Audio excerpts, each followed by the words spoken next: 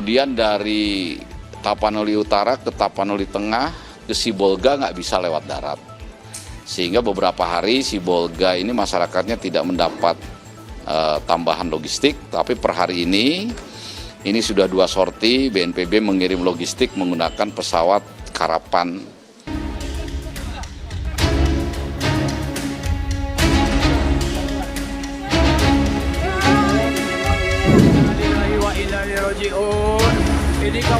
Banjir bandang menerjang Lubuk Minturun, Kecamatan Koto Tangah, Kota Padang, Sumatera Barat. Air menerjang permukiman dan menghanyutkan sejumlah kendaraan.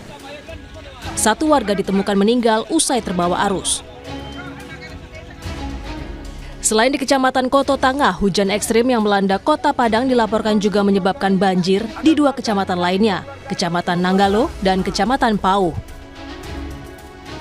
Banjir juga merendam Kabupaten Aceh Utara Aceh semakin parah. 1 keluarga terjebak di atas loteng saat rumahnya hanyut terbawa arus di Desa Paloh Raya. Keluarga ini terdiri dari seorang bayi, 4 perempuan, seorang lansia, dan 1 laki-laki. Melalui rekaman video, mereka meminta bantuan pertolongan kepada tim SAR agar segera dievakuasi. Di Kecamatan Loksukon, Kabupaten Aceh Utara Aceh, dengan menggunakan tali, 1 persatu warga dievakuasi dari banjir yang semakin meluas. Sementara di Kabupaten Tapanuli Tengah, Sumatera Utara, warga juga mengungsi akibat banjir. Seorang bayi bahkan dievakuasi menggunakan kontainer plastik dari atas atap rumah yang kebanjiran. Di Tapanuli Selatan, Sumatera Utara, puluhan warga mengungsi di salah satu pengungsian di Desa Batu Hala. Terdapat 2.000 lebih pengungsi yang terbagi dalam 6 posko di wilayah Kecamatan Batang Toru, Tapanuli Selatan, Sumatera Utara. BNPB akan melibatkan TNI dan Polri dalam penanganan tanggap darurat seperti evakuasi, pengiriman logistik, hingga membuka akses jalan yang terputus.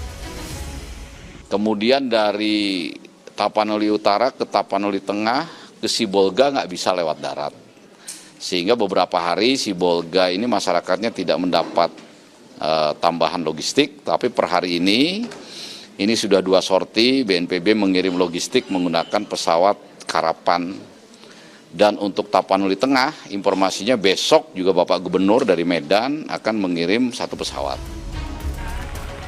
Sementara itu, Wakil Menteri Pekerjaan Umum Diana Kusumastuti bilang ada 4 jembatan yang terputus di Aceh. Pemerintah telah mengirimkan alat berat untuk membersihkan material longsor di Aceh, Sumatera Utara, dan Sumatera Barat. Mengirimkan beberapa alat-alat berat untuk membersihkan longsoran di Aceh maupun di Sumatera Utara maupun di Sumatera Barat, dan mudah-mudahan alat berat kami yang saat ini sudah siap segera bisa sampai ke lokasi. 21 yang ada di Sumatera Utara dan kemudian 12 yang ada di Aceh dan 15 yang ada di Sumatera Barat mudah-mudahan segera bergerak. Soal jumlah warga terdampak banjir dan longsor masih terus berubah secara dinamis. Basarnas memastikan evakuasi dan pencarian korban hilang adalah yang utama. Jadi terkait dengan jumlah data tentunya saya mengharapkan tidak menjadi diskusi, namun dari operasi SAR yang kita laksanakan pasti kita akan memprioritaskan terhadap adanya kedaruratan manusia yang harus kita selamatkan. Begitu juga terkait dengan korban-korban yang masih dalam pencarian, itu pun juga menjadi skala prioritas kita. Walhi menyoroti banjir dan longsor yang terjadi di Pulau Sumatera. Menurut Direktur Eksekutif Walhi Sumatera Utara, Rianda Purba, sejak 9 tahun terakhir didapati wilayah di hulu Tapanuli Tengah dan Tapanuli Selatan ada ribuan hektar hutan yang rusak. Wilayah hulu Kabupaten Tapanuli Tengah dan Tapanuli Selatan dalam 9 tahun terakhir itu 2.000-an hektar hutan itu sudah rusak, Bang. Sudah ditebang. Nah, faktornya ditebang itu ada yang secara legal karena ada pembangunan infrastruktur seperti PLTA Batang Toru. Kemudian juga ada pertambangan emas di sana, dan kemudian ada juga aktivitas perkebunan kayu rakyat PT Toba Pelestari. Ini aktivitas industri ekstraktif tersebut juga memperparah dari hujan cuaca ekstrim turun, jadi air itu langsung turun ke wilayah-wilayah hilir.